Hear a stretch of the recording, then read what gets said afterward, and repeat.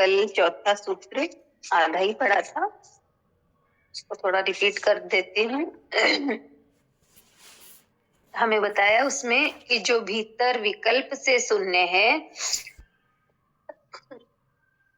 और बाहर भ्रांत हुए पुरुष की भांति स्वच्छंदचारी है, ऐसे पुरुष की भिन्न भिन्न दशाओं को वैसी ही दशा वाले पुरुष जानते हैं।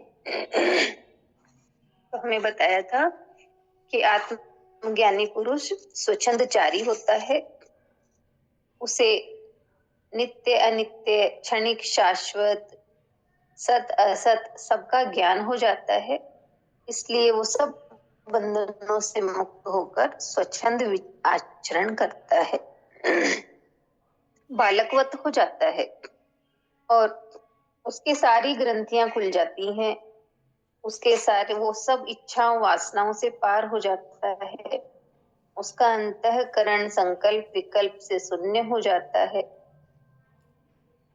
केवल साक्षी मात्र रह जाता है, दृष्टा मात्र, किंतु कहा बाहर से अन्य व्यक्तियों की भांति ही दिखाई देता है, उनके जैसे ही आचरण करता है, उनके जैसे ही खाना पीना उठना बैठना सब क्रियाएं सामान्य व्यक्ति की तरह करता है, सामाजिक नियमों का भी पालन करता है, किसी से अभद्र व्यवहार नहीं करता, सब कुछ वैसे ही करता है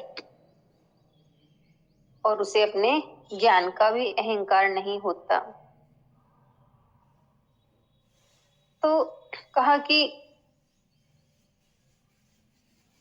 इसे वो ही जान सकता है जो इस स्थिति तक पहुंचा है, यानी जिसे आत्मज्ञान हो गया वो ही आत्मज्ञानी को पहचान सकता है, बाकी अज्ञानी उसे नहीं जान सकते, वे उसे सामान्य जन ही समझते हैं।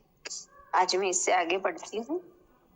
सामान्य जन मनुष्य की परीक्षा उसके शरीर की बनावट, उसके कपड़े पहनने के ढंग एवं उसके आचरण से ही करते हैं।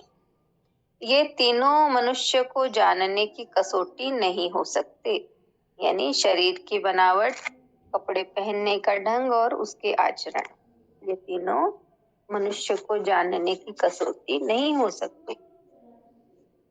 बहुरूपीय एवं पाखंडी भी ऐसे अनेकों मुखौटे लगाकर भिन्न भिन्न आचरण कर सकते हैं।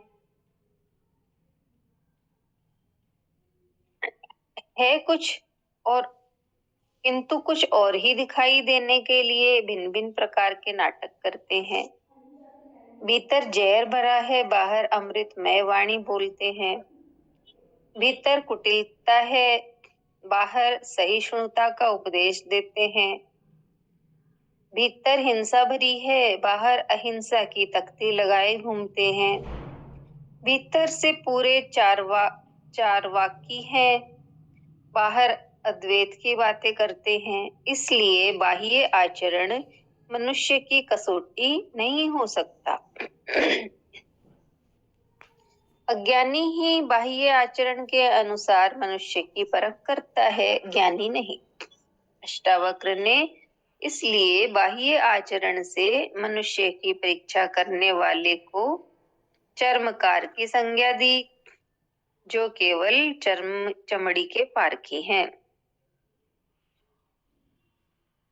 अष्टावक्र ने इसीलिए बाह्य आचरण से मनुष्य की परीक्षा करने वाले को चर्मकार की संज्ञा दी, जो केवल चमड़ी के पारखी हैं। जैसे शुरू में बताया ना कि अष्टावक्र जी जनक की सभा में जाते हैं तो वहां उपस्थित विद्वान जो हैं वो अष्टावक्र के 8 जगह से टेढ़े मेढ़े शरीर को देखकर हंसते हैं। तो अष्टावक्र जी जनक से कहते हैं कि क्या आपकी सभा में सारे चमार बैठे हैं?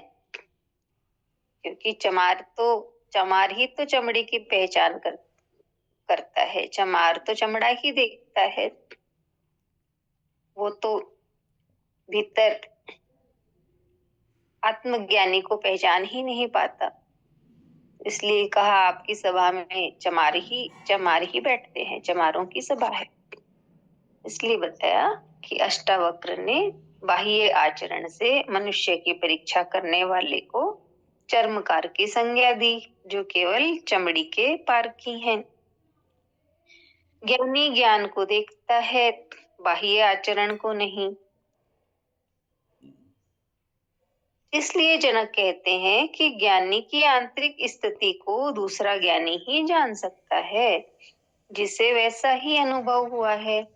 अज्ञानी उसको कभी नहीं जान सकता। ज्ञानी बाहर भ्रांत पुरुष की भांति रहता है, जैसे उसे कुछ पता नहीं है। वह स्वच्छंदचारी होता है। वह भिन्न भिन्न दशाओं में भिन्न भिन्न प्रकार का व्यवहार करने वाला होता है। इसलिए इन बाह्य आचरणों से उसे जानना कठिन है। कृष्ण को जानना इसलिए कठिन हो गया कि वे मक्खन भी चुराते हैं, रास भी रचाते हैं, गीता का उपदेश भी देते हैं। ये सब बाह्य आचरण है, जिनको पकड़कर व्यक्ति का निर्णय करने वाला हमेशा चुकेगा। आचरण बदलने से ज्ञान नहीं होता, आचरण ज्ञान की छाया है।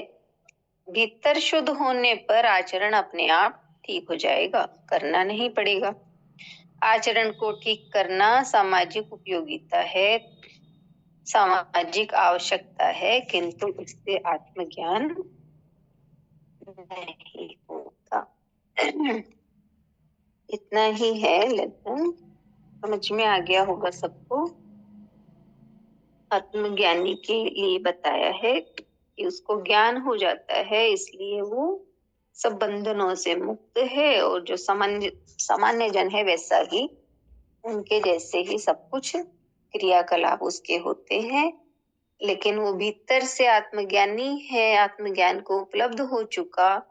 इससे सामान्य लोग जान नहीं पाते, क्योंकि सामान्य लोग, साधारण लोग तो व्यक्ति के कपड़ों से, शरीर की बनावट से और उसके आचरण से ही मनुष्य की परीक्षा करते हैं।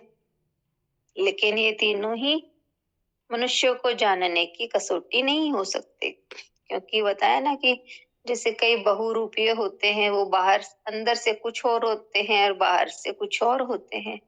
अंदर से कुटिलता भरी होती है, बाहर से अच्छा व्यवहार करते हैं। तो इसलिए बाह्य आचरण से मनुष्य को नहीं परखा जा सकता। तो इसीलिए अष्टावक्र जी ने बाह्य आचरण से जो मनुष्य की परीक्षा करता है कि आदमी कैसा होगा, उसे चर्मकार की संज्ञा दी है। तो ज्ञानी को दूसरा ज्ञानी ही जान सकता है, जिसको वैसा अनुभव हुआ है, अज्ञानी नहीं।